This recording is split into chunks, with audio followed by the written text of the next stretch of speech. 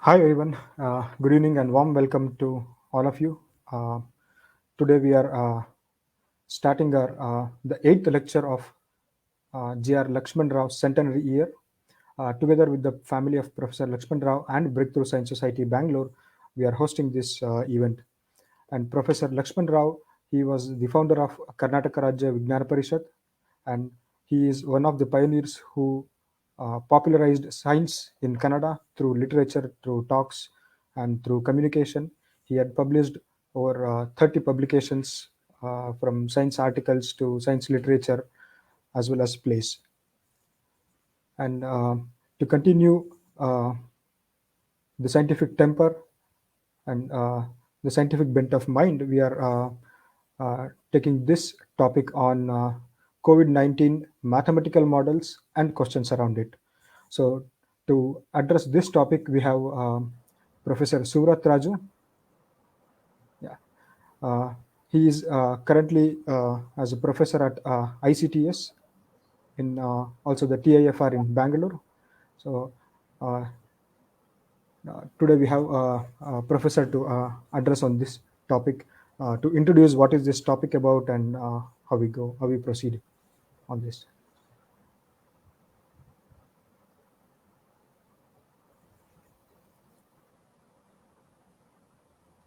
Hello, should I Yeah, start? you can start. Okay, thank you. Yeah, Let me just share my screen and then we can.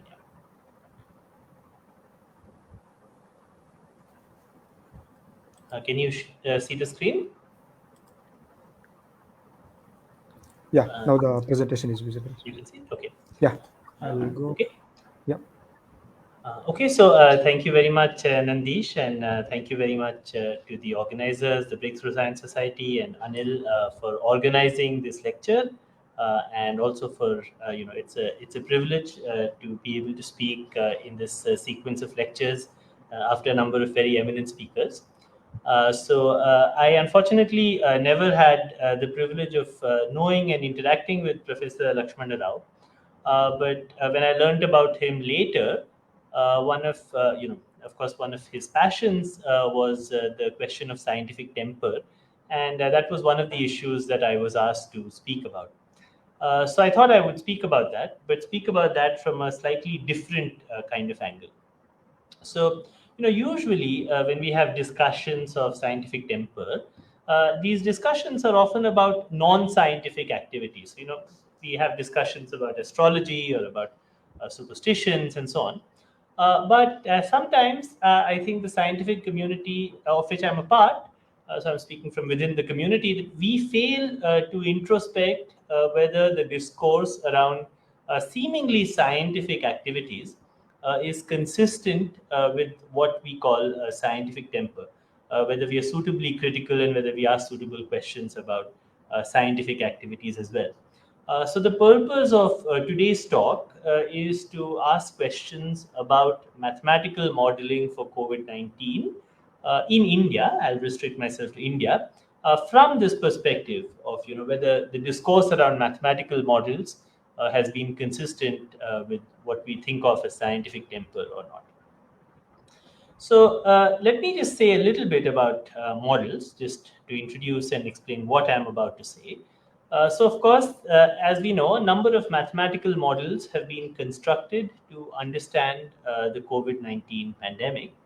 And one of the points I'll try and explain in this lecture is that these models are helpful perhaps in building some rough intuition. But neither the data that we have available and nor the theory of these models has evolved anywhere near enough to actually make detailed predictions. In spite of that, these models have attracted a lot of attention. So, if you see on top, this is a graph of just Google Trends looking at the interest in searches for SIR models versus time. And you see that, together with the peaks that we had all across the globe, together the peaks in the pandemic, there was also a peak of surge of interest in these models. And what is more, these models, in spite of the fact that they're not really in a position to say something detailed about the pandemic, have influenced the discourse, certainly, and perhaps more worryingly, have also influenced questions of policy. And that's what I'd like to speak about. So I should say something before I start my talk. I'm not giving this talk from the perspective of a specialist or an expert. I'm giving this talk as someone from outside the field of mathematical epidemiological modeling. And my perspective is just that of an external scientist who's, of course, interested in these questions, but is also affected by these interactions between science, and in this case, the science of mathematical modeling, and questions of public policy. And just like all of us, I have been affected by these interactions as well. And so, what I'm about to say comes from this perspective of someone who's outside the field. And what I'm about to say is also very simple. And I will try and say, I won't say anything particularly technical. And all I'll do is I'm going to ask some simple questions about these models, and then I'll examine the influence of specific models on the public debate. So that's going to be the perspective for the talk. So this is a rough outline of how I decided to organize this talk.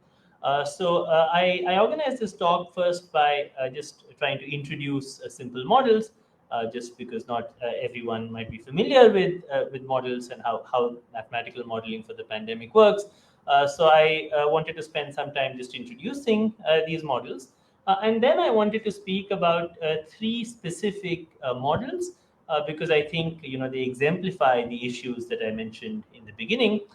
So I'll start by discussing this model that led to this claim that we needed a 49-day lockdown in India, and then I'll talk about a number of models that were used to say that the Indian lockdown, at least the first phase of the Indian lockdown that happened in March last year, averted a large number of deaths. And then more recently, one model that has gained a lot of publicity and has been very present in the media discourse is this so-called supermodel, and I'll discuss that as well before coming to my conclusion. So, as I said, the plan is to introduce simple models in generality and then to speak about these three specific models. Okay, so let me start by introducing these simple models. How do these models for the COVID-19 pandemic work? So in the simplest models, what we do is, we just assume that the population is a homogeneous and well-mixed population. What that means is, think of this each of these lines as just being a person. So every circle is a person, and these circles kind of interact with each other. So these people interact with each other, and they're homogeneous. So every person in this model is like every other person, and they interact with each other in some homogeneous way. So this circle interacts with this circle interacts with this circle, and so on. Now, in such a model, how does an infection start? An infection is seeded from outside. So maybe from somewhere you get an infection, and now the person here, the brown shaded circle, is infected. And then in the next step, of course, this person remains infected. So as we go down, that's the progression of time. So in the next step, this person remains infected, but now this person has passed on the infection to maybe one more person. So that's what happens in the second step. And then if you take one step further, so you wait for a few more days, then this person, the person who was initially infected, has now recovered. So that's the blue circle. The blue circle indicates a recovered person, but in the meantime has passed the infection on to a second person. So now there are these people, this person who was infected by the first one, this person who was infected by the first one, and then this person, who was infected in the second step may also have played a role in passing on the infection. And so now in the second step, we have three people who are infected, one person who's recovered, and all these other people who are susceptible. And then this process continues as we go on. It might, of course, happen that one of the people who is infected interacts with the person who is recovered, but that's a dead end for the virus. So you believe that the virus doesn't reinfect a person. You could add reinfections, but in these simplest models, you don't talk about reinfections. And so you can just go through time like this, and you see that what will happen is that more and more people will get infected. Eventually, the people who are infected will recover, and then we'll finally reach an end stage where a large fraction of the population has recovered, and then there isn't anywhere for the virus to spread. So that's how these simple models work. Now, this process that I just described in words and by pictures is pretty easy to turn into a mathematical set of equations.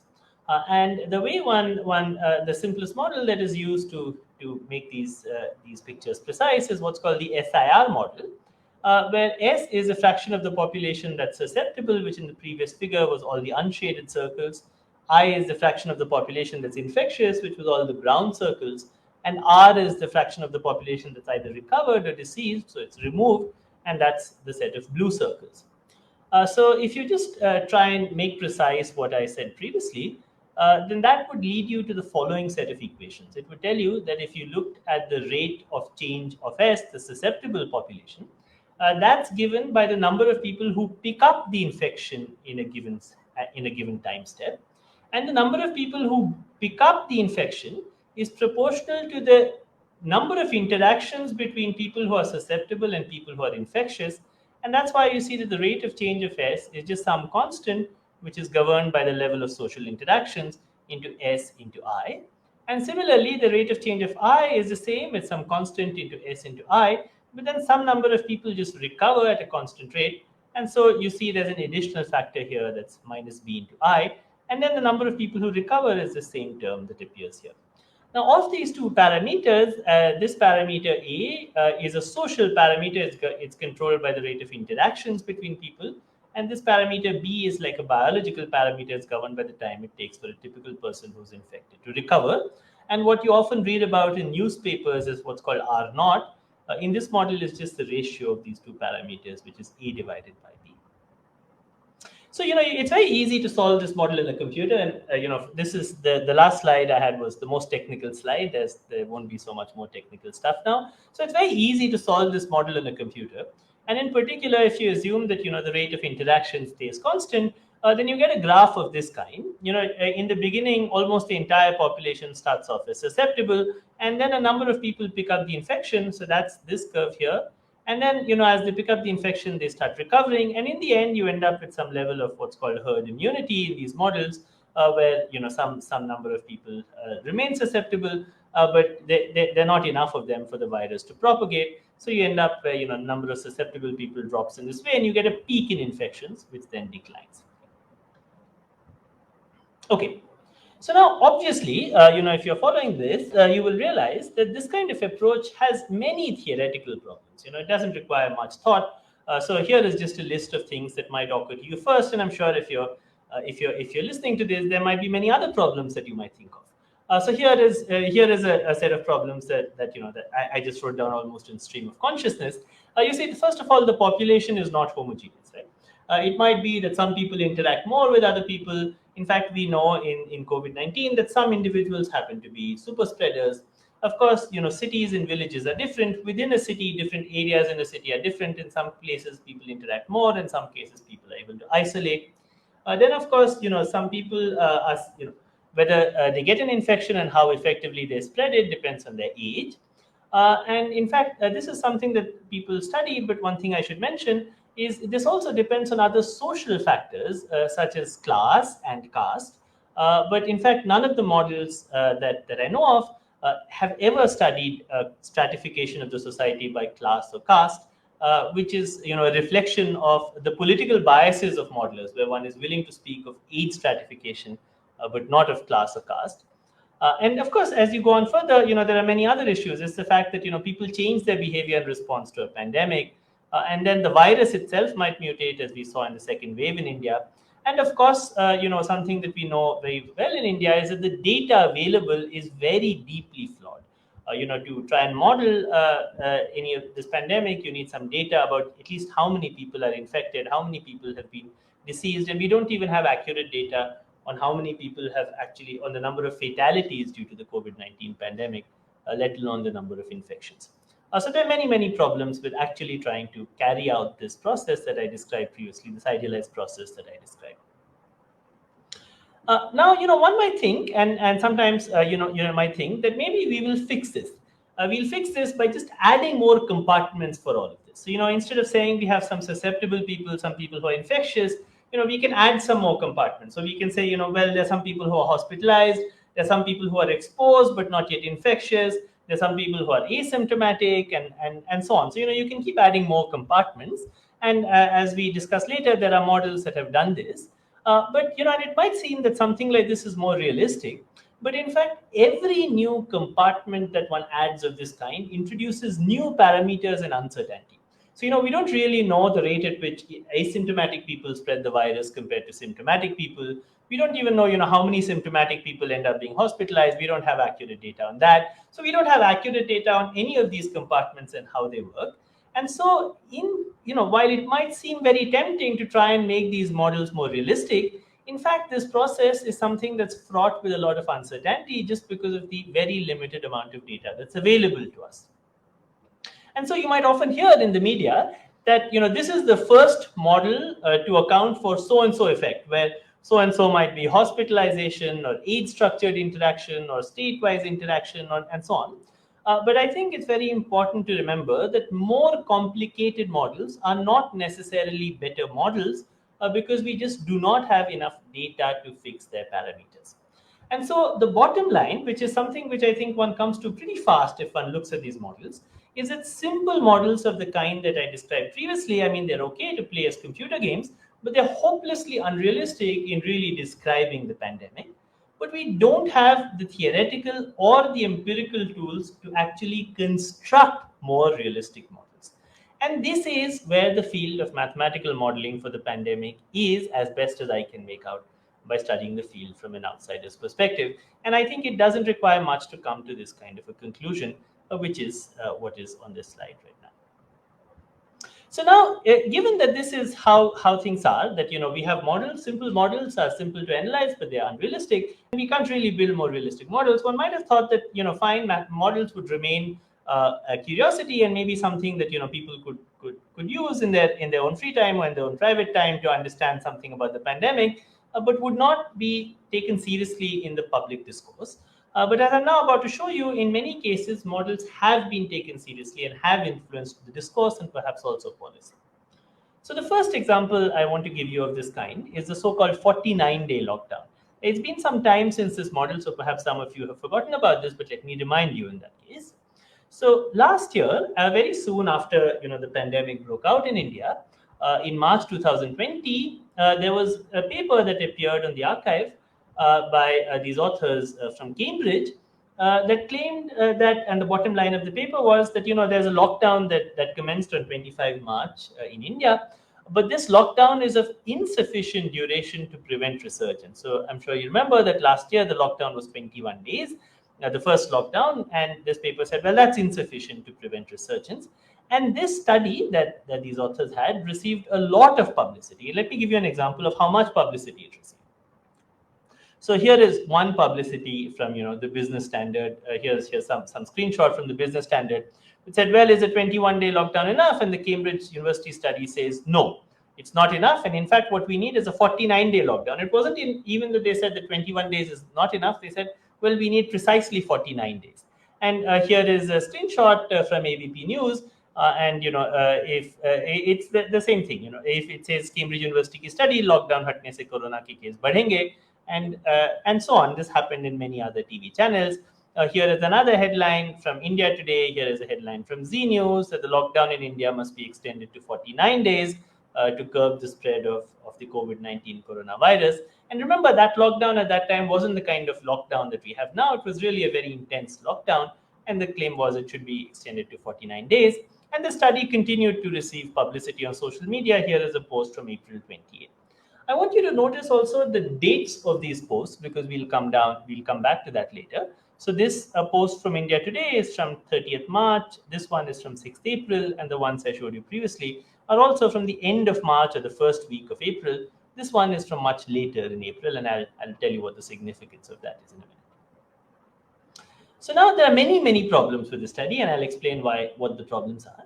But even a non-specialist could have just easily checked that these conclusions that were being made by the study were just entirely absurd. And the way a non-specialist, including journalists who are writing these stories, could have checked is they could just have cast a quick look at how the predictions were comparing that this study was making were comparing with the data, or by just by reading the paper quickly to understand where these conclusions came from. There's no rule that says that journalists can't read a paper. So let's look at this point one, which is the question of how the predictions were comparing with the data, which doesn't require any expertise to do. And here is how the predictions were comparing with the data. So in this study, they plotted. The study was released, as I said, in the end of March, and they had data up to these blue points, and then this red curve was their prediction for how a 49-day lockdown would end COVID in India, and this pink curve is the actual data for what happened. And the fit between the prediction made by this model and the actual data is so bad that you can't even plot it on the screen for 49 days. In fact, this line, which is going up into the text, going off the scale, is in fact the fit for 7 days after they release the paper. And now let me remind you, I asked you to remember the dates when I talked about these media reports. These media reports are all coming from here, when when this pink line was here and their predictions were somewhere here. So you had this huge media blitz of publicity saying, there's a scientific study coming from Cambridge University which says that you need 49 days. And in fact, by the time this media blitz was coming, this is where the predictions of the model were, and this is where the actual data was. So it should have been clear even to a complete non-specialist that the model made no sense in terms of empirical predictions and was no good in terms of actually making policy. Nevertheless, as I said, the media reports continued to come from this period up to this social media tweet that came from 28th of April, the end of April. So if you here is a numerical comparison of how the predictions of this model compared with the actual data. So after 1 week, the mismatch between the predictions of the model and the data was 350%. After 2 weeks, it was 5,000%. After 4 weeks, it was 47,000%. So, in science, we sometimes allow errors and we say, okay, maybe your prediction was off by 10% or 5% or something. But you never take seriously a theory that makes predictions that are off by 47,000%. And so, this model should have been questioned even by non-specialists. And so, nevertheless, we had this data and these media reports that kept coming without this model being questioned. So now one thing that someone could ask was whether the model made sense from a theoretical perspective. Would the model work from an idealized perspective? So maybe the lockdown in India wasn't implemented correctly and was leaky. So for an idealized lockdown, did this study or did this model make any sense? So the point is that even if one accepts the dynamics of the model, I'll now try and explain why the conclusion was completely absurd, as anyone could have done by just reading the paper. So, and I think this is important because this brings us back to the question of scientific temper that I had at the beginning of the talk. It's important not to treat models as black boxes where you have a model and the model just gives you a result. It tells you need a 49-day lockdown, or you need XYZ, you need to open up, or you need to close down now, or do something else. So rather than treating the models as a black box, it's important to try and understand the reason for the conclusions. And the reason in this study for 49 days, for why they recommended 49 days, was actually stated quite clearly. It was stated here. So this is a quote from the study. They had these graphs that I showed you previously, and then they said, panel C shows a protocol, which is this 49-day protocol. This one here, this is D, and then there's panel C. And the reason for choosing this 49 days was that they said that this lockdown will bring the number of infectious people below 10. And once you have only 10 people in the whole country who are infected, so in the whole country, once only 10 people are infected, which is what they believe the lockdown would do, then one could do explicit contact tracing followed by quarantine, and then one could prevent a resurgence. Okay? So the objective that they were trying to achieve was that they believed that a lockdown would just reduce the number of infections till there were only 10 infections in the whole country. Now, of course, this is completely absurd in hindsight from an empirical perspective, now that we've been through 1.5 years of a pandemic, but it should have been absurd even at the beginning. Even at the beginning, it should have been absurd, the idea that you could have cut the number of infections down to 10.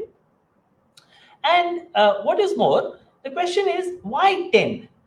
They said we needed 49 days, and they said, we need 49 days because you need to bring the number of infections down to 10. But why is contact tracing only possible at the threshold of 10? It could be, we are a big country. We can trace, if there are 100 people who are infected, I'm sure we have enough health workers to do contact tracing for 100 people, or for 500 people, or even for 1,000 people to do contact tracing. So what led to their selection of 10 being the end point at which they believed a lockdown would be sufficient? There is no answer to that question. The paper gave no reason, and the best guess is that it's because we have 10 fingers on our hands. because we have 10 fingers on our hands. They said, we need to bring the number of infectious people in the whole country down to 10. But they could have chosen any number. For instance, they could have chosen 100. And if they had chosen 100, the length of lockdown that would have come by applying the same methods in their study would have been 21 days. If they had chosen the number 500, the length of lockdown would have been 2 days. If they had chosen the number 1000, in fact, the length of the lockdown that they would have predicted would have been 0 days. So the point is that one could have got, by changing this threshold, which was completely arbitrary, one could have obtained any length of lockdown that is desired within this model. So not only is this model empirically a very poor model, this model even theoretically had this completely arbitrary parameter that could be adjusted to any value to get a length of lockdown between 0 to 49 days and even longer if they wanted. So the upshot is that the dynamics of the model were wrong, and even within the dynamics of the model, this conclusion was completely arbitrary. And as for the number 49, which received a lot of publicity, went around WhatsApp groups, was taken seriously in many places.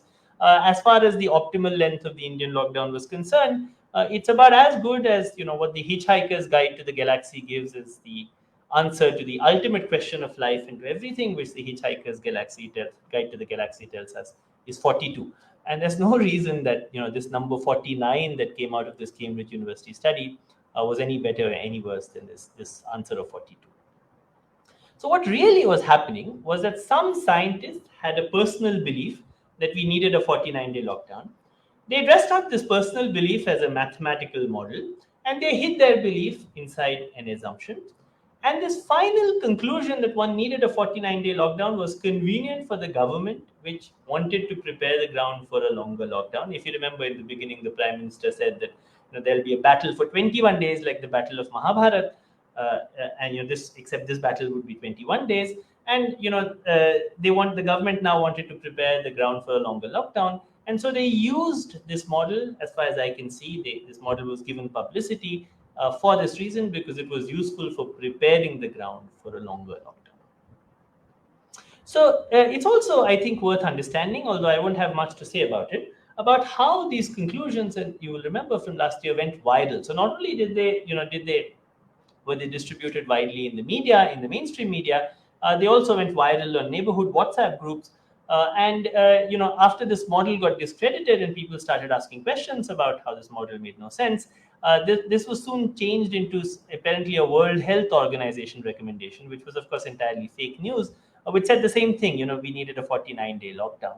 And it was also cited by a union minister. So all of us understand, I think, how the fake news ecosystem in India works and who develops it, and why union ministers are unfortunately often tuned into that system. So I think we can discuss that, but that will take us beyond the scope of this talk about how it is that there was an agenda which was convenient, which was advanced first by means of the mainstream media and then by these organized fake news groups. So fake news is not only unscientific fake news, but sometimes also taking work done by scientists and publicizing it because that happens to meet a certain agenda. Okay, let me now talk about another example of this kind, which is different. So that's about the question of the effectiveness of the lockdown, which there's been a lot of discussion about in the country, especially due to the humanitarian crisis that was caused by the lockdown last year. So on 22nd May, again last year, the government held a press briefing showing various model-based estimates claiming that the Indian lockdown, had averted thousands of deaths. And here were these estimates. There was an estimate by the Boston Consulting Group, which said up to 50 lakh cases had been averted and maybe 1 to 2 lakh deaths had been averted. There was an estimate by the Public Health Foundation of India, by various economists who are close to the government, Mudit Kapoor and Shamika Ravi, and other such groups. And then a group of scientists called, with a model called InSci-Sim, it added its own estimate, independent estimate, saying something similar, that, by 15th May, the lockdown had already averted 8,000 to 32,000 deaths. So the question is, where did these numbers come from? So once again, this received a lot of publicity. Here is the publicity, it's saying the government was saying that it did a very good job in preventing a number of deaths. And, we had all these headlines. And these things, as I'll discuss later, also were quoted in Parliament to justify the government's COVID response. So now, first of all, I think it's important to recognize that these claims were based on unpublished studies. And as far as I know, none of the studies that were quoted and used in all of these media reports were actually published. And so the problem with that is, I mean, they weren't even published as preprints. So the problem with that is that we don't even know what they were based on. We don't know what any of these numbers were based on. Even the numbers by this independent group in SISIM was based on, they just gave us the result, didn't give us the actual details, or they didn't release the code for how they came to their number. And so one has to go by various hints that were given in the press conference. And as far as one can see, these studies were also based on the same kind of compartmental models that I described in the beginning, which had all of these theoretical and empirical problems. So, in particular, since the government quoted studies that used compartmental models, here we can ask at least the following question. We can ask, we have all of these problems with compartmental models, and we shouldn't trust them, as I said, because they do not really accurately describe the dynamics of the pandemic. But at least we can ask, within these models, were these studies true to what the models were saying themselves? Were these studies telling us accurately what compartmental models tell us about the impact of the lockdown and fatalities averted? And I want to separate this question from the question of what was the true impact of the lockdown, which I'll discuss qualitatively very briefly later. But I just want to ask, what do models of the kind that were used tell us about the impact of the lockdown? Okay, so if one looks at just simple compartmental models, a lockdown of the kind that was seen in the first phase of the pandemic in India, which was imposed and then it was lifted in some ways. So, never still hasn't been completely lifted, but was lifted to some significant degree. And a lockdown which fails to quash the epidemic does not, in fact, avert any deaths. It only delays deaths. So this is just what the models will tell you if you take the model seriously. And the reason for that is that deaths in the lockdown scenario rapidly catch up with deaths in the no lockdown scenario. And so there are some ways in which one can make this precise. So, within these models, one can think of a situation where you have early phase with rapid transmission and then a lockdown phase where the transmission is suppressed, very, an intense lockdown, and then a post-lockdown phase, in fact, of the kind that we have seen in India, where, various restrictions were lifted, some restrictions remain, and so people continued with various long-term precautions as well. And one could compare that with a no lockdown scenario where you had this early phase with rapid transmission and then a transition directly to this phase 3 here, skipping over the second phase. And one can compute in these very simple models, how deaths in one kind of scenario compare with the other one. And one finds in just these toy models that deaths in the lockdown scenario are initially low, but then they catch up. And the reason they catch up is because in the case where you have had this lockdown, there are more people who are susceptible, and so there are more people who gradually do get the infection. And if you look at the difference between deaths, that's initially large, but then very soon drops to a small value. So there's some equations, but actually that's let me skip this part because it's not important. The point is that within these simple models, lockdowns of the kind that we saw in the early phase of the Indian pandemic, they delay deaths, but they don't really avert deaths. So if so, where do these numbers for deaths averted come from? And it turns out that these studies that were quoted were not honest to the models themselves. Rather, what they were doing was they were just comparing fatalities by an arbitrarily chosen date. So, one could always look at the difference between fatalities in these two scenarios, and one could say, well, let me compare fatalities right here in this point here. And then it might seem that the lockdown has averted a large number of deaths, but in fact, what it has done is only delayed those deaths. And therefore, just within these models, comparing fatalities by an arbitrarily chosen date yields an absolutely meaningless number, which is the number that was being quoted by these studies. So in particular, what these studies were doing is, they took the early data, which was very noisy, extreme. In fact, in some cases, if you take it from this data I have is from Johns Hopkins, you actually see number of deaths actually fell. And that's because there was some correction in the data. It's not really that the number of deaths fell, because the cumulative number of deaths always has to grow. So the early data was very problematic. So they took this early data. Here is where the lockdown was imposed. And then they kind of did some linear fit. So they did some linear extrapolation. And because the early data is so noisy, you could end up where the Boston Consulting Group ended up with by doing some sloppy line like this. Or you could end up where this InSISIM group ended up with by doing some line of this kind. And so you could get 2 lakhs or 8,000 or any other number in between. But this number, as I said, is meaningless within the model itself. and it's extremely imprecise because of the data being so flawed in the beginning. And so these numbers that again received so much publicity were once again not true to the model and were not really reliable, even given the quality of data that we have. This is what I just said. So just to summarize, of course, of course, these simple models, cannot really capture the effect of a lockdown. It could be that there are many other effects of a lockdown that are not captured by these models, and one can discuss those effects. So, for instance, lockdown may provide time to ramp up health facilities in some cases, such as in some countries in the world.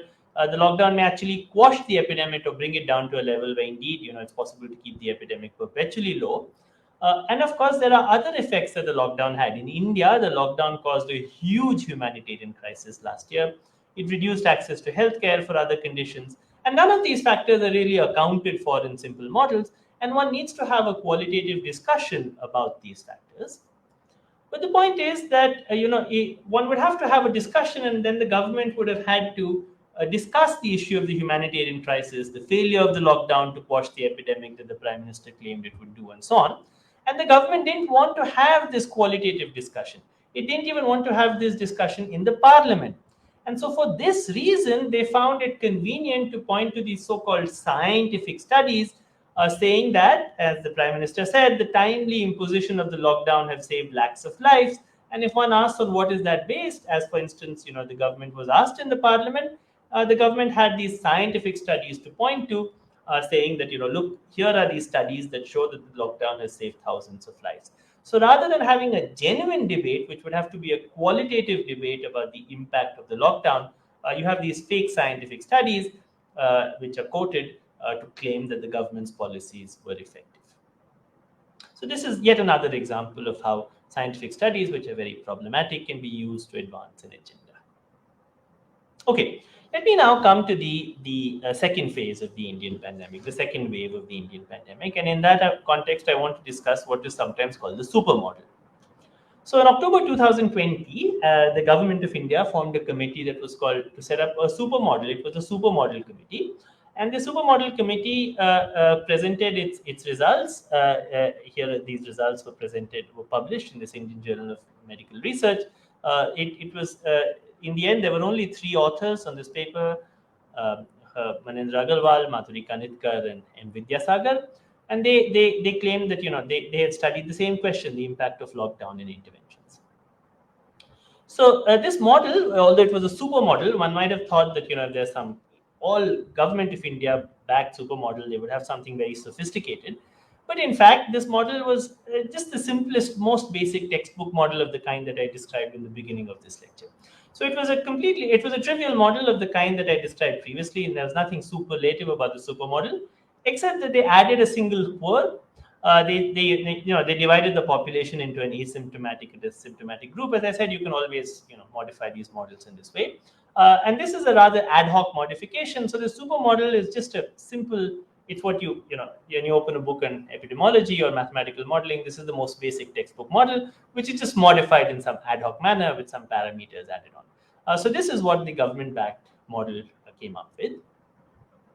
And they said, of course, that they had various results, but perhaps one of the innovations that this committee made, which is really a genuine innovation, is that they started claiming that these parameters they had in their model were time-dependent parameters. So what they did was they divided the pandemic into 6 phases, and for each of these 6 phases, they had different values of these parameters, effectively leading to 24 parameters for the entire model.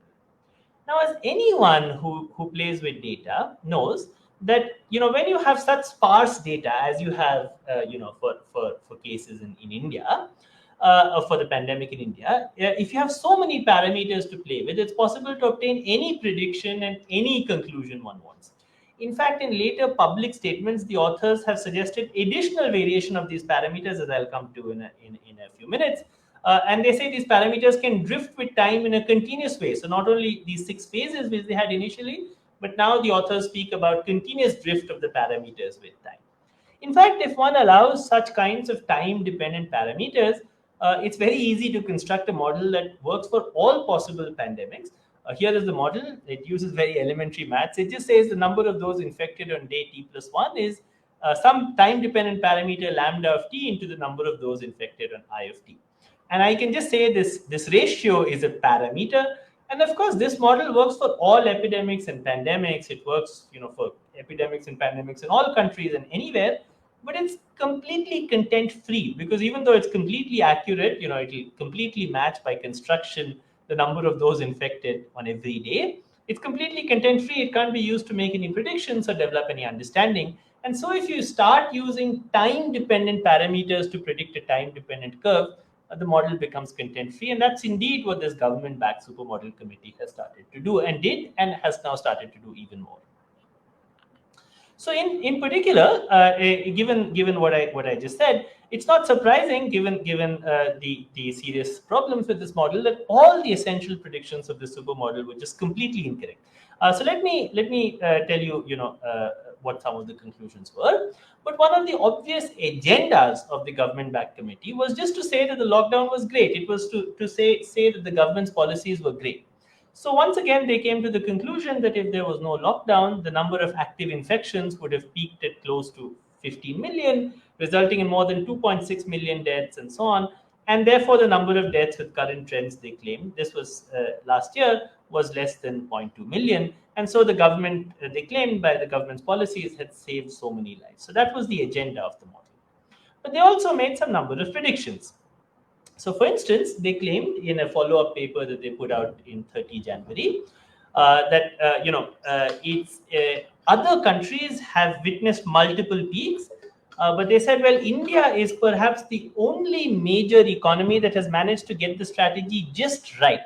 So they said that not only did India have a lockdown, India also had the right kind of leaky lockdown. So it allowed the lockdown to leak in just the right way that the infection spread slowly and we reach some level of herd immunity. And so they claim, these authors of this government-backed supermodel committee claim, that it's easy to establish why the decisions taken by the Indian government have led to the avoidance of multiple peaks. So they said in 30 January, in the beginning of this year, that, look, our government has done such a good job. It's led to the avoidance of multiple peaks. Of course, I don't need to say in October 2021 that this conclusion was just obviously absurd. We had a huge peak in the second wave, much larger than the peak in the first wave. And so, this statement that was made was just entirely wrong. And so the point here is that using a very simple model and deceptive parameter fitting, the supermodel committee arrived at the conclusion that the government wanted to hear, which was that the government did everything right. But by adding scientific weight to this self-congratulatory attitude, I think the committee and these scientists also played a part in the ill-preparedness of the state for the second wave, which became very glaringly obvious in May and June of this year. And I want to emphasize that a little bit by giving some more examples of the public pronouncements that were made by members of this committee.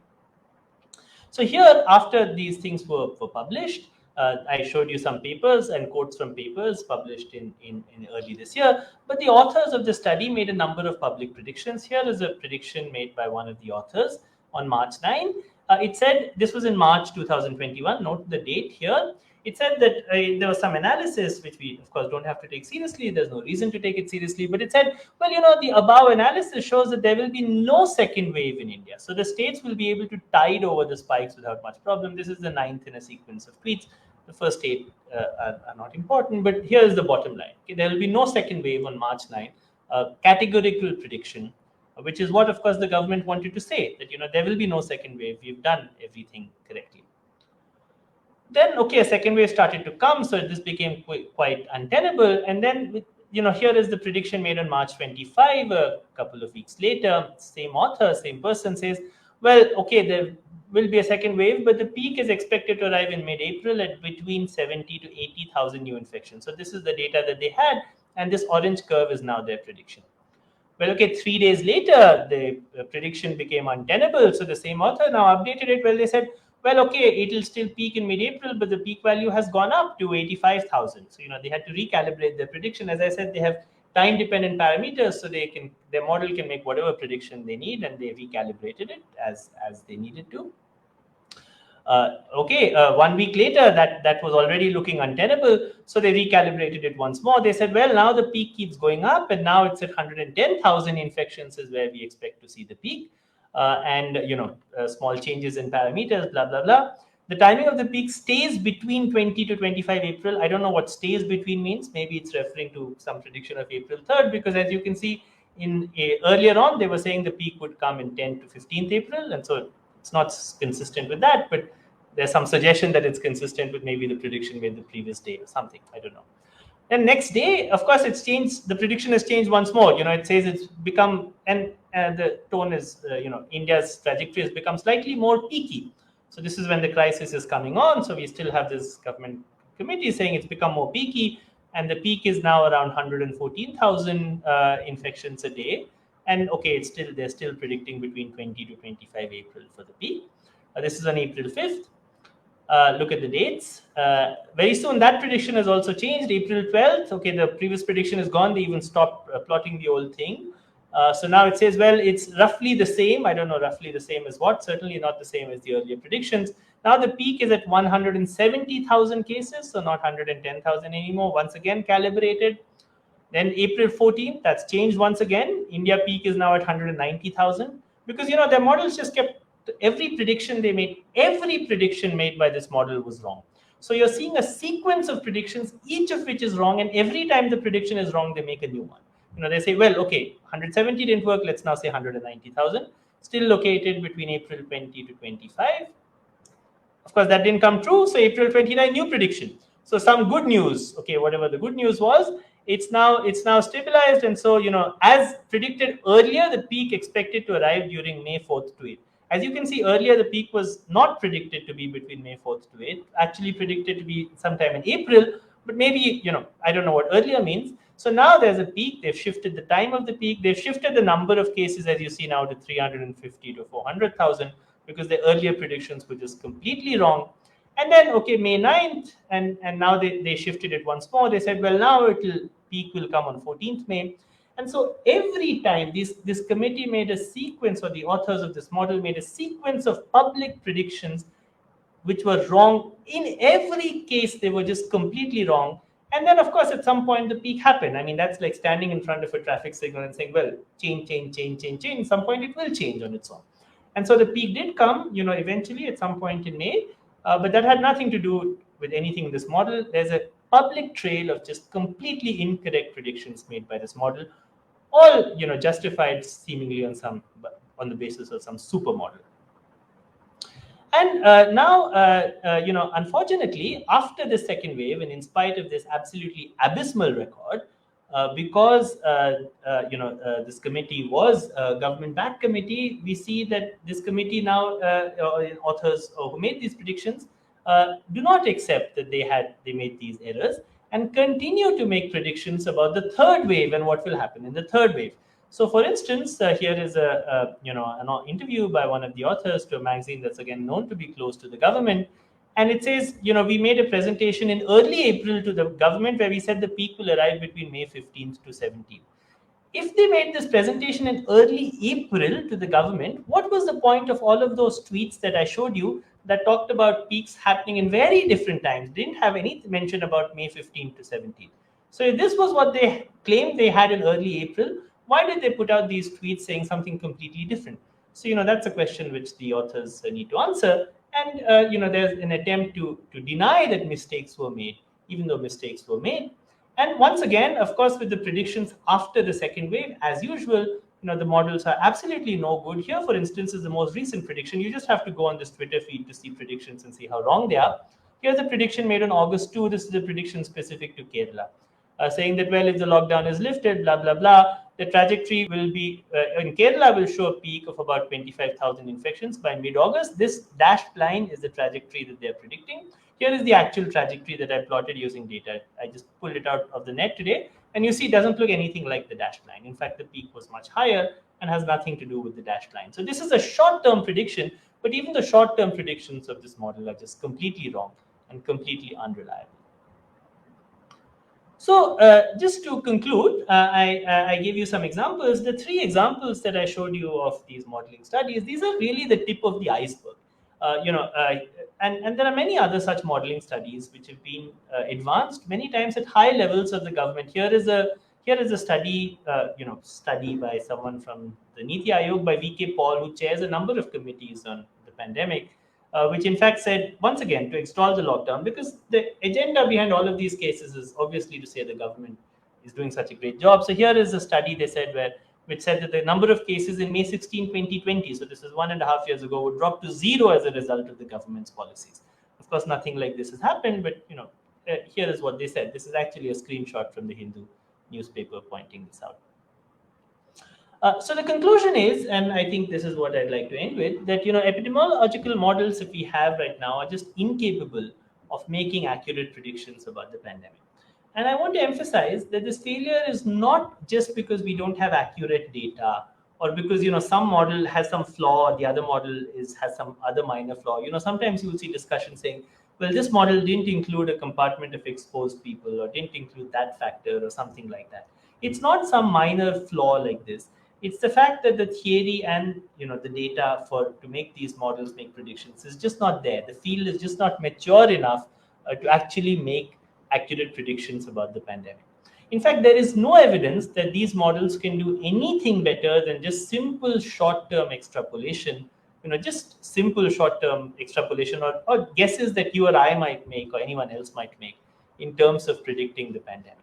So perhaps these models can provide some rough intuition. They do provide some rough intuition, like in the early stages, the growth is exponential, then there's a peak, then there's some fall off, and that's some very rough intuition.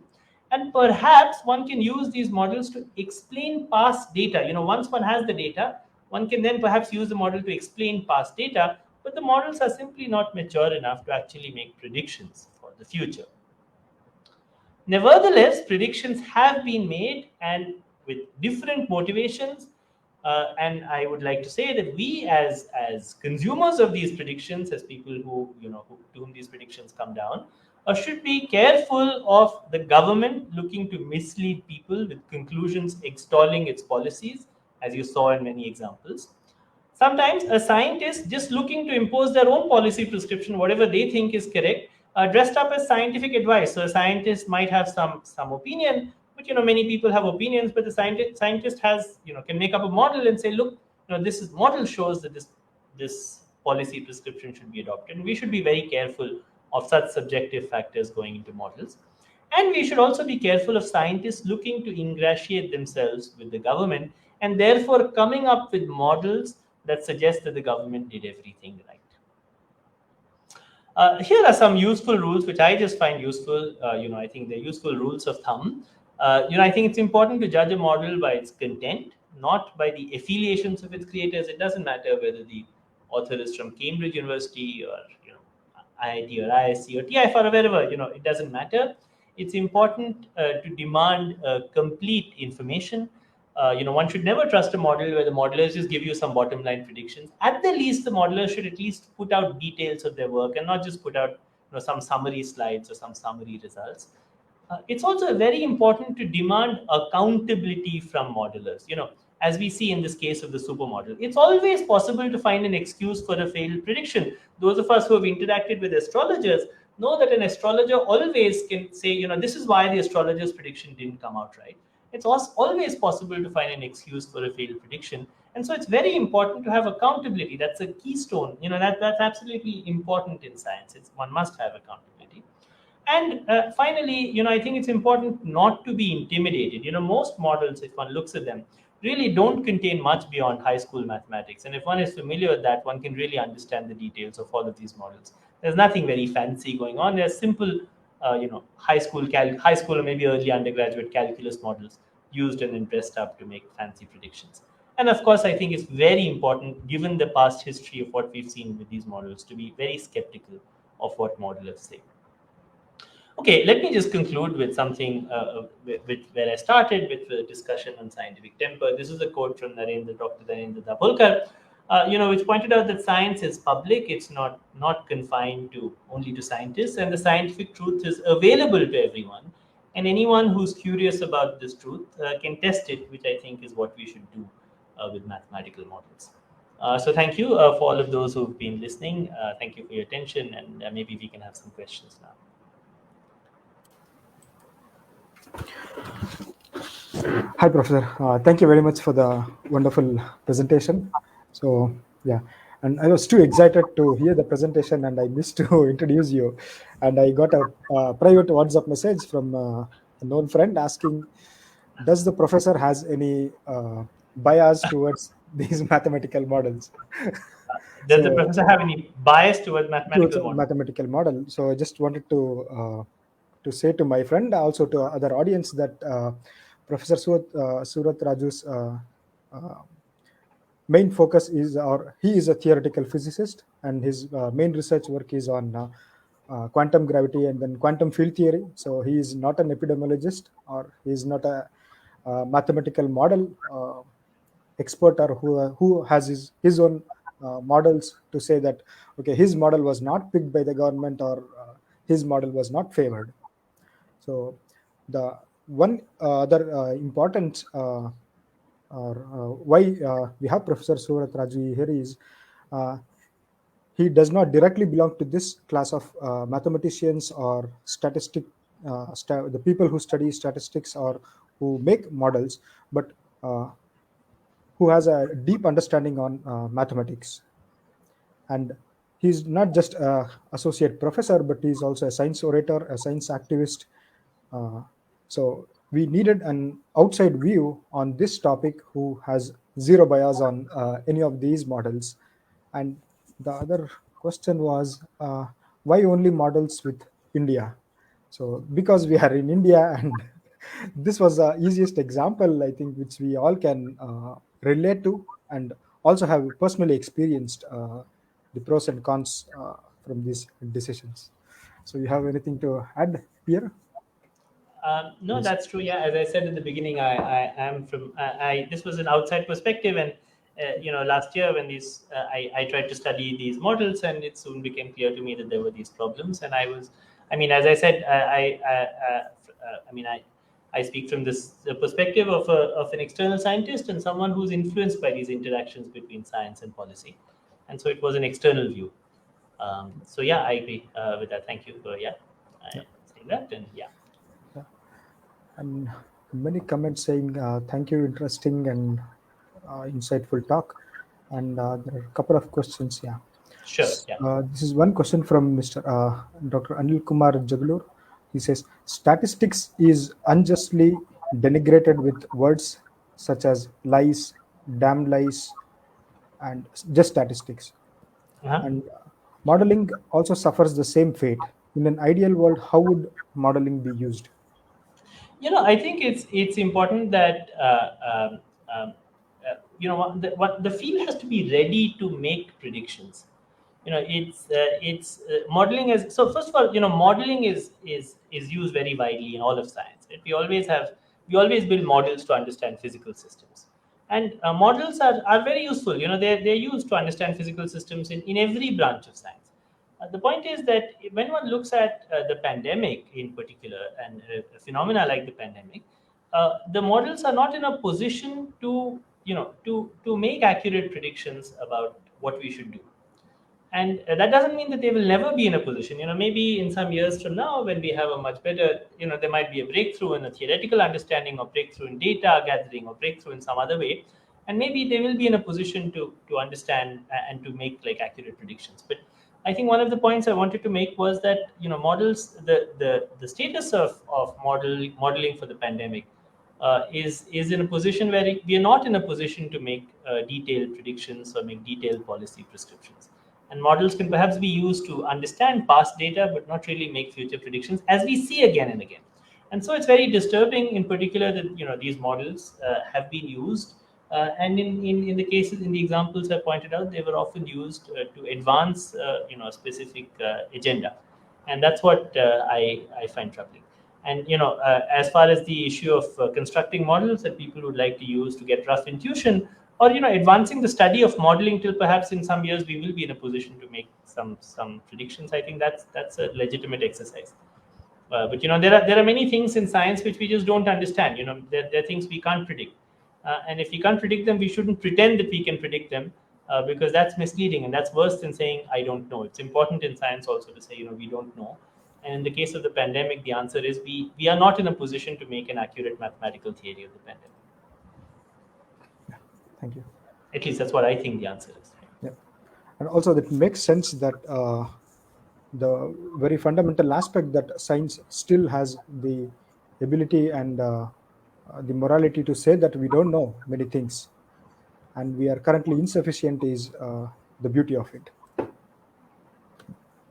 And there's one more question from Kattanakere Venkataramana, who asks, can you please compare models used in India and other countries? Uh, yeah, I don't want to say so much. I mean, this was also the earlier question that we had. As I said, I'm speaking from the point of view of an outsider, and so I don't really have so much to say about other countries because I have not studied the issue of what kind of models were used in other countries. I think that many of that, much of what I'm saying is probably true in a broad sense, that we are still not in a position to make accurate predictions in other countries. But of course, the situation is different, and I have not followed in other countries what the discourse around models were, whether and what models were used for. There are some very simple models which can be useful, and if that is all one does with them, that would be legitimate. So I don't have so much to say about other countries because that's an issue that I haven't studied, and I would not like to go beyond saying something that yeah. I would I would not like to commit the crime that I mentioned previously by saying something about something that I don't know. So I think the answer to that is that I don't really have a good answer because I don't know. I have not studied that issue. And adding to that also that this webinar or lecture series was not to compare models from different countries or different scientific groups, but more on questioning in generally any mathematical model which would have been put forth in papers. And other question from Ramamurthy. Did you study Professor Neil Ferguson's work at Imperial College London? Uh, Please yeah, comment. it's the same. It's the same question as the previous one. Yeah. Indeed. I mean, there were there the same kinds of criticisms were raised about those models, and I mean, so I've looked at those papers, and I must say I don't find them particularly impressive, and I don't find that there's. I know that these models were taken very seriously in the UK, but I didn't find that there was something very insightful about them. But once again, as I said, this is not an issue that I've studied, so I'd like to restrict my comments on the situation in the UK. But it's true that those were very influential models that were used to make predictions, and have once again been criticized. But I don't have so much more to say about that. Thank you. Another question from Mr. Anil Kumar. Modeling and simulation, are the faces of the same coin or are they different?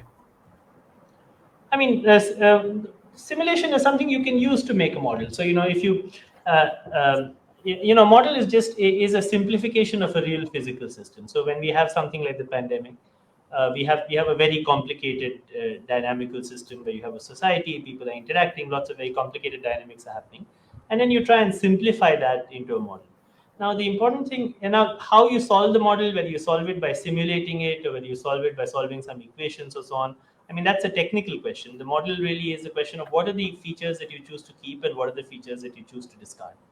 Now, the important thing and the questions where models have been successful, I mean, there are some questions about modeling of climate and so on. I see on Facebook. And of course, there are many things. One makes models of chemical reactions. One makes models of atomic nuclei. One makes models of many things in physics, in physics and biology, in all sorts of systems. The important thing in the model is one has to know what are the features to keep and what are the features that are unimportant. And then we can simplify the system to a level where we can actually analyze the system. And in many cases, this knowledge of what features to keep and what features to discard is a knowledge that's very hard gained and hard won knowledge. So modeling, as I said, and I should emphasize again, in many branches of science is an extremely important activity. I mean, science would not function unless one used modeling in a broad sense. But that doesn't mean that one can use modeling for everything. If I tried to make a model of, what would be the lifespan of a baby who was born today, I could make up some model, but that model would be completely meaningless because I don't really have the details to predict beyond average life expectancy or something like that. How long a baby who's born today will really live. If I said this baby will live for 72 years and 9 months, that's really, just a guess, and anyone else could make as good a guess. and the fact that I justified that by means of a model is not really meaningful. So I want to emphasize that in general, models can be useful. The point I wanted to make today was that models for the pandemic are not in a position to actually make predictions. So the field there for pandemic modeling is not mature enough that it can be used to guide policy or make useful predictions. I mean, that is the point I wanted to emphasize. Of course, models in many other fields are useful, and models in all of science are useful. But it takes a lot of maturity for the field to be able to construct accurate models, which this field, as far as I can see as an external scientist, has not reached. Yeah, thank you. And there's a question on interesting that looking at the curves from the last year, we can learn more about the parameters uh, that we may need to use in the modeling in the future. So, is it a bit still early, or have we learned something new to model much better for the Uh, future? I mean, I'm sure we've learned some things. I mean, there's clearly what we've learned, but I think we're still not in a position where we are really in a position to make predictions. I mean, uh, you know, uh, uh, uh, for sure I mean, as all of us learned, right? We learned about the importance of Newton's. We learned about the dangers of the second wave. So this is something which we as a society learned, and there were mistaken ideas that all of us, or many of us at least, had in February and March, which were corrected by what we saw. And I'm sure that perhaps as we go along, this data of this pandemic will be collected, and it will help to advance the field of mathematical modeling. And perhaps it will be the case that the data that's collected will lead to new insights and a new breakthrough in modeling, which will then really be useful for understanding future epidemics or future pandemics. As far as I know, there is no such insight that has been obtained so far, but perhaps some such will be, and it has happened in other fields. And so maybe there's some way where the models will be able to self-correct and be more accurate in the future. That's a possibility which I think, as a scientist, one should never rule out, and one should always optimistically look forward to such a possibility. But as far as I know, it has not been realized. It's not like by looking at the mistakes that were made last year, the models are now accurate. I don't think one would trust the models anymore now. And as, for example, as I showed you, these predictions that were made in August about the pandemic in Kerala were once again just completely wrong. So it's not like the modelers were able to use the previous incorrect predictions to make correct predictions. Now they're still making predictions that are wrong. Yeah, thank you. There's another question. However, weather forecasting using model is quite successful. So, what is your thought on this? It- it's what I said earlier, that I don't want to say something about models as a whole. Whether so what I said about pandemic models doesn't mean I'm criticizing climate models or models for short-term weather forecasting or anything. There are, not only in weather forecasting, in many other fields, as I said, models are extremely successful. Right? Whenever one predicts any physical phenomena in the kind of work that I do, say, you always need to build a model of the physical phenomena, and then you say something about the physical phenomena. So you always need a model of that. And so models, I should say that modeling as an activity is very useful in some fields. To emphasize again, the talk today is specifically about modeling epidemics and pandemics. And in that area, as far as I can see, the field is not in a position to say something useful. That doesn't mean that in other areas modeling is not useful. Of course, modeling is useful. It's used in all of science, and it is many times useful. But one needs to learn how to construct the right models. What are the features to keep? What are the features to drop? Which one is not done in this case? And so, when one is not done, one shouldn't make predictions. So one shouldn't try and guide policy based on models that are so deeply flawed. Thank you. And there's a question: did the Indian government take these models seriously? It's a good question. So I don't know, of course, and some of these models were being driven the other way, clearly, where the government, decided what the results should be, and the modelers created those results. So there was that as well. But it's also possible, I think, in the case of the supermodel, that some of the results of modeling fed back into the government. So when the members of the supermodel committee said there will be no second wave, it is quite possible that that reinforced the government's own impression that they had done everything very successfully, which this government always believes it does, and therefore that led to the ill preparedness of the state in others, perhaps also state governments, in terms of the second wave. So one of the problems with the second wave was also not just the ferociousness of the second wave, but the fact that the infrastructure was clearly completely unprepared to meet the second wave when it came in May and June. And it is quite possible that some of that was due to flawed modeling studies that suggested that the second wave will never come, that no second wave will come. As I said, this input has clearly seems to have flowed both ways. The government has wanted models to produce certain results, which blind scientists have produced, but it's probably also true that in some case the results of the scientists have flowed back into the government and have reinforced these incorrect beliefs. But I mean, I'm just hazarding a guess. It's not something that I know because I don't have any privileged information. But it seems to me that it's quite possible that in some cases the models were taken seriously with very serious consequences. Yeah. Also, the lack of transparency when the officials or the government authorities say that we got an advice or a suggestion from an expert committee or a scientific committee, and they do not mention who are those people and what are their credibilities and what was the literature that was backing them. Yeah, yeah. In some cases, indeed, we do not know. So it's true that in the case of the pandemic, it's very unfortunate. There are some committees where we don't even know the members. We just know some committee exists, and we don't know who the members are, and that's very unfortunate. In the case of the supermodel and so on, that these were, this bar was met in that the results were published. So in some of the cases, as I mentioned in this, for instance, in these studies, to talking about how many deaths were averted by the lockdown in May last year, this bar was not met. We don't know where these studies came from, who produced them, who published them, what the assumptions were. In the case of the supermodel, the bar was met. We know who produced the studies, what the assumptions went in were. I mean, it's a very basic bar. So that very basic bar was met. But of course, the models were still extremely, were not good. Were extremely poor. It performed extremely poorly. But in some of these cases, we do know who the scientists were. In some others, we don't. Yeah, thank you. And there's a comment saying from Mr. Anil, many fields in technology cannot exist without modeling or simulation. Without modeling, new technology would come far, far slower than it does today. I think, yeah, which Correct. we also agree to it. Yeah. I agree. Yeah, of course. I mean, that's the same thing that I said. Of course, modeling is very useful. One wants to build an aircraft or something, one builds some model of the aircraft, and that's very useful. So, there's no point. Is there a criticism of modeling in general? Not only technology. I mean, science in general would not advance without modeling.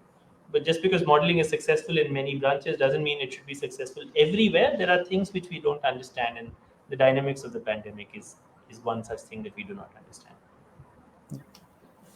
And this is a question from personally from me. So, in beginning, in one of the very first slide, you mentioned about non-scientific activities like astrology or blind beliefs or superstitious beliefs, where we, as a science enthusiast, we always counter them, argue them, and all these days, this was the only believed non-scientific activities. But this pandemic had also brought the hoax of how false science or wrong science also yields to blind beliefs. And just because it's whether it's a godman or it's a big scientist or a big institute or a big book. So how do you look scientific temper when also questioning scientists and the very people around science? I agree completely with what you said. Scientific temper is, if you take it in its true spirit, should be about challenging authority and trying to seek out the truth. And challenging authority means also challenging the authority of scientists. So, just because somebody says it, one shouldn't believe it, and nor should one believe, I mean, so in for this talk, for instance, I would encourage all of those who are listening to question everything I've said and to go and check everything I said and come to your own conclusions. And the same for anything other scientists say. So it's very important that part of scientific temper should also be questioning what scientists say. Scientific temper is not scientists' temper. It's not that we question all authority but accept the authority of scientists. If you reject authority, you also need to not accept what scientists say on authority. And indeed, it is problematic that sometimes scientific temper is interpreted as saying, we will reject the authority of astrologers, but we will accept the authority of scientists, and that's as problematic. It's so one needs to seeking out the truth, and seeking out the truth in science means rejecting authority as a means of accurate information, whether that's the authority of scientists or of astrologers or of somebody else. Yeah, thank you.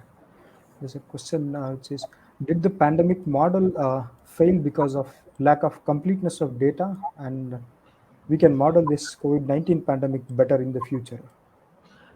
So that's certainly one clear, very serious problem, that the data was so flawed. Even if one looks at number of cases, for instance, that many of these modelers were trying to predict, it's a completely meaningless measure because number of cases is not capturing anywhere near the total number of cases. I mean, number of reported cases is not capturing anywhere near the true number of cases that have occurred in the country, as we know from sero surveys. But even if one looks at number of deaths, as the recent journalists have found out, which again is not something that was done by modelers, but journalists, just by looking at excess mortality data, found that number of deaths have been underreported by huge factors in many states, and so even that data is not accurate. So the data, it's true that the data we have is extremely flawed. It's completely unreliable. If one says X number of deaths happened on a certain day, it doesn't mean anything. The true number could have been 10x, or could have been x by 2, or probably not x by 2, but could have been 10x or 2x or 3x or something else. And so one doesn't know, and so it's true that one is the data one has is very flawed, and for that result, it's impossible to really do any modeling. In some other countries, of course, the data that's available is better, and perhaps in India we will, in the future have better data, and perhaps that will help us to come to a better understanding of the pandemic. But I want to emphasize that lack of data is not the only problem. There's also a problem at a more fundamental theoretical level. It's the fact that not only is the data missing, the understanding of the dynamics is also very poor. The understanding of what are the important effects in the pandemic is also very poor. So even if we had accurate data, it's not clear that we would be able to construct models to understand what will happen in the future. Let me give an example. The second wave, it seems to be the case, was driven by a mutation of the virus. But that's something else that we don't understand very well. We need to have a model to understand also how and when the virus will mutate with some probability. And so, that's something that's a big unknown. There are social issues. How do people interact? The fact that the population is not homogeneous. There are people who may be forced to move out because of economic compulsions. There are other people who may be able to protect themselves. So unless we have an accurate understanding of many of these factors, we can't build a model. So just having data, I mean, of course, the data is very flawed, but that's not the only problem. There's also a much deeper theoretical problem, as far as I can see, with the field of pandemic modeling. Yeah, thank you. There's this question on were all the scientists or the scientific community to be blamed? Yeah, adding to this question, or just going on the same lines, there was also a group of nearly 700 plus scientists who wrote to the higher government officials, to the Prime Minister office, saying that whomever they are so far listening is going bad, or it's not going in the right direction, and they did not listen to all the other advices which they received. And also this group of scientists who sent a letter to all the government officials did not get a limelight in the media. So how would you say the role of media in picking only few people and then giving them all the limelight and adding to this catastrophe? Yeah, I agree. I mean, I don't know what the first. I mean, certainly not all scientists were part of this. It was Yeah. there was certainly this is a problem that I think is. I mean, there was a section of the scientific community that played a very problematic role, but not all sections clearly. And there were sections who pointed this out. I think who pointed out these issues and pointed out many problems with the management of the pandemic in India, and that's true. And it's true that of course the media has had a large role also, and the question here is not just about scientists but about an ecosystem where, as you say, there are scientists who made certain flawed predictions to support the government, and the media that played up those predictions, because the media is influenced by the same factors, and in fact even more so than the scientists are. And so that you're right, there's a problem of an ecosystem, but it's also true that of course the problem doesn't extend to all sections of the scientific community. There are many people who resisted and spoke out about these issues at the time they were happening as well.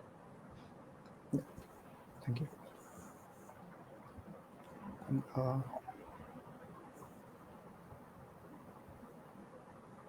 see, I had another question on the similar lines.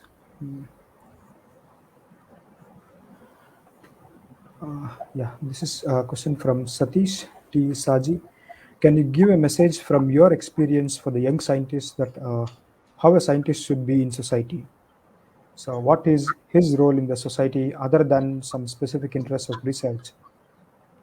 Like you, I have found that you are working in theoretical physics research at your institute at the same time, and you're also interested in many socialized things like today's talk. Okay, so that's yeah. Okay, that's a very broad question, but perhaps I think that it's important that at least from the point of view of a scientist, that one um, let me say something which is very specific. It's important that from the point of view of a scientist, if one's commitment is to the truth, then one should remember that one's commitment is to the truth. So one's commitment in particular is not to the funders or to people who fund you or to those who support your research or to the government or so on. And that's one message which I would really wish to communicate, which is that when one is a scientist and one is functioning as a scientist, I think the problem is that many times scientists think that they are often compliant in many ways in social issues to what the powers that be want. As one sees in the case of modeling, and as one sees in many other cases, that scientists are often unwilling to challenge authority, unwilling to challenge political authority, unwilling to challenge authority within their own institutions.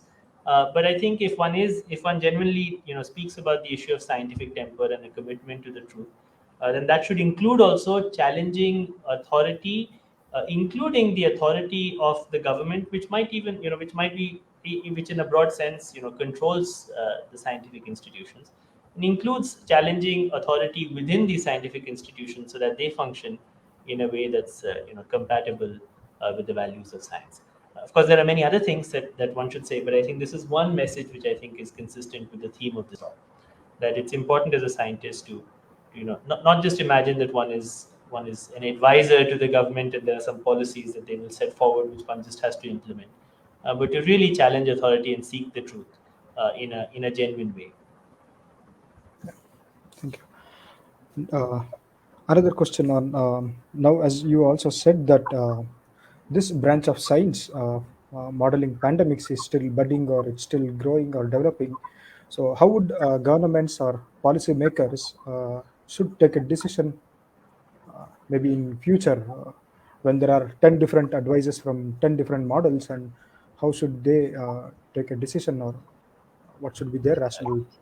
I mean, of course, it's a very hard question, and one that there's no general answer for how a decision should be made.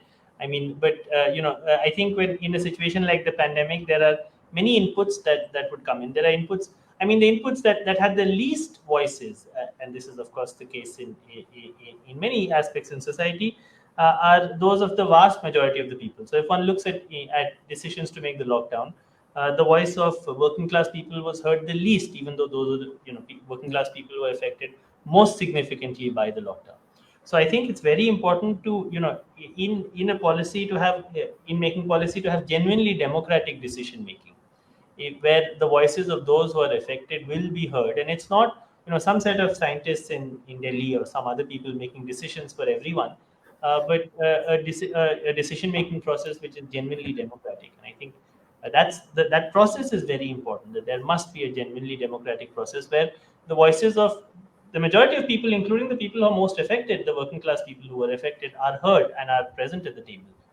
And that process is very important. And then of course what decision is made in a specific thing depends on specific decisions. But the idea that models or scientists will give us some objective answer which the government can implement is not true. There is no objective answer. An answer has to depend, decisions have to depend on balancing interests, and the interests that need to be put up forefront are the interests of the working class people, and those interests have not been put up forefront in decisions made in the pandemic. And and that's very important, that process has to be right.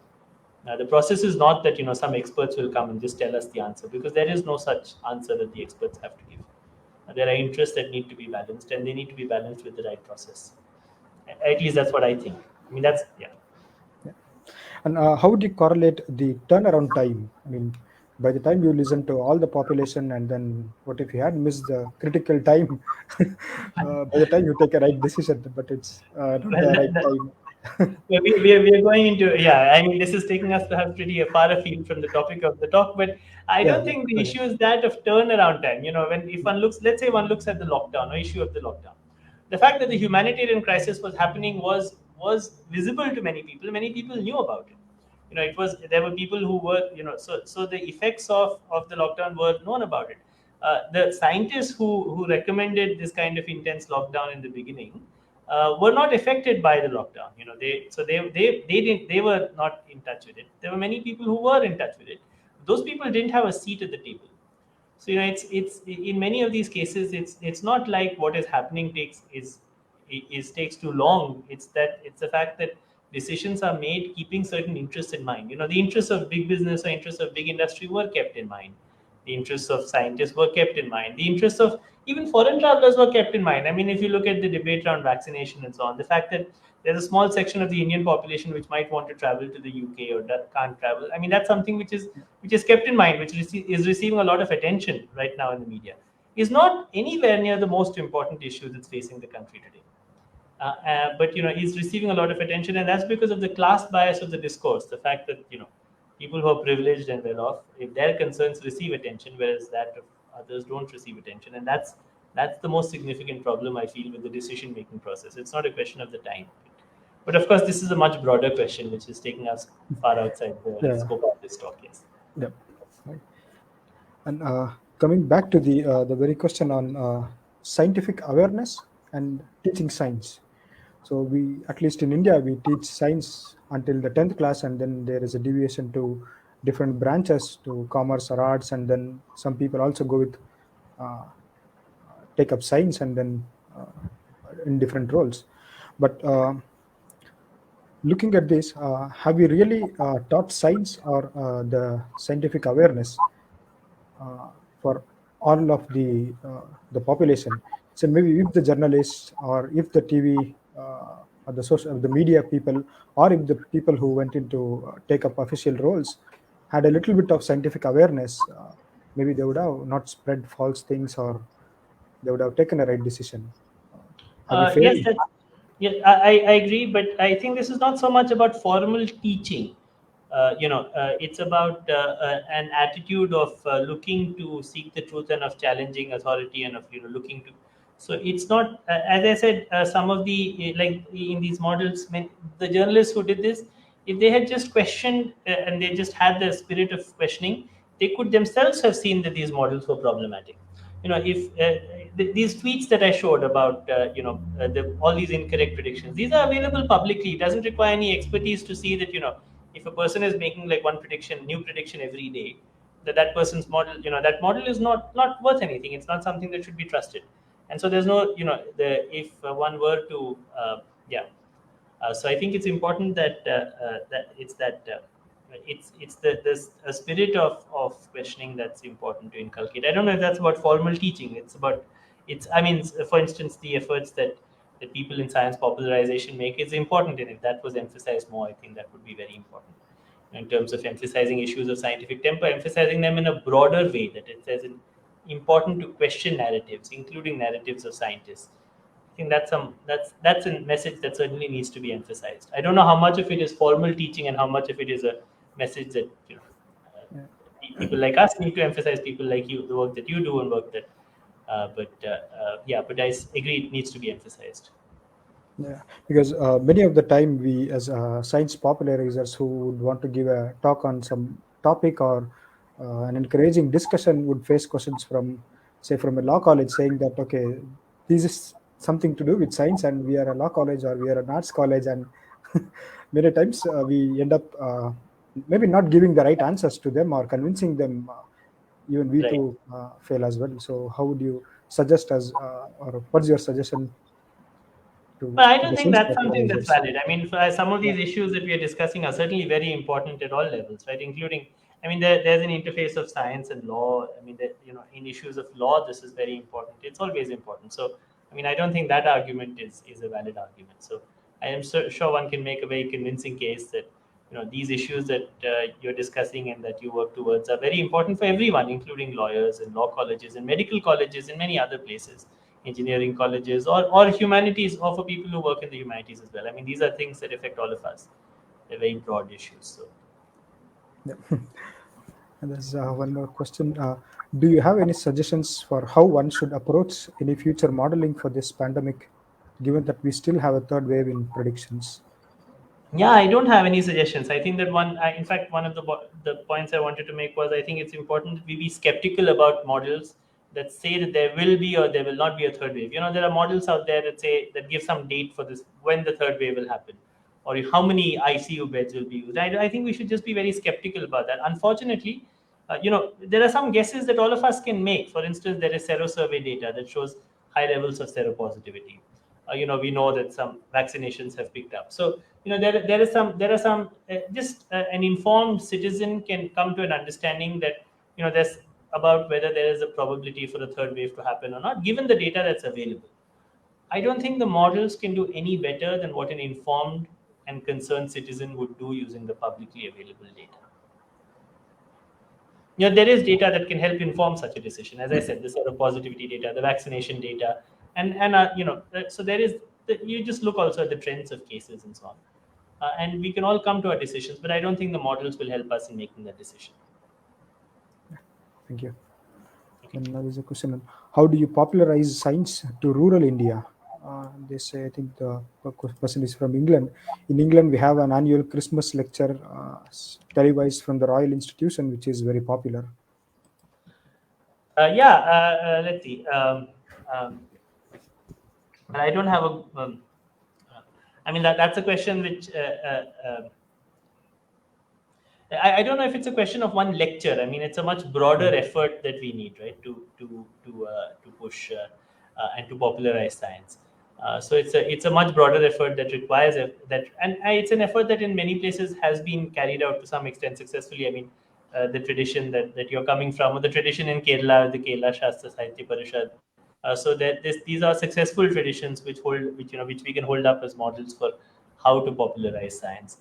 There are the people science movements which have been working towards precisely this issue, and I think we can hold.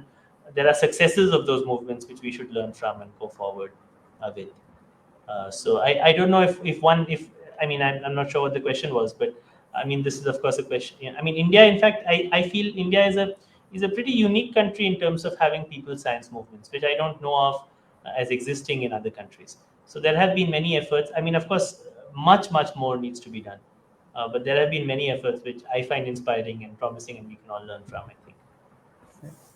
Adding to that, also that popularizing science would not happen over a day, but would it's a gradual process which takes a long time. And we also request the audience to join Breakthrough Science Society and other science. Sorry, I got disconnected. Sorry. Sorry. Yeah. I was just adding to the audience that it's not by a person or a group or an institution who is expected to do this, but all the audience and every people should join in the this process of popularizing science. I think we can end up the questions, and we are the time has passed a lot. So I would thank Professor Suvrat Raju from both Breakthrough Science Society and as well as from the family of Professor JRL Lakshman Rao for giving this talk and insights on how to even question or look at the upcoming models and understand this COVID-19 and in general any pandemic. Thank you, Professor. Thank you very much. Thank you. Yeah. With this, I would like to conclude this webinar on or the lecture on COVID-19 mathematical models and questions around it, and would request all the audience to join and follow Breakthrough Science Society for further upcoming lectures and the science programs. Yeah, thank you. Thank you.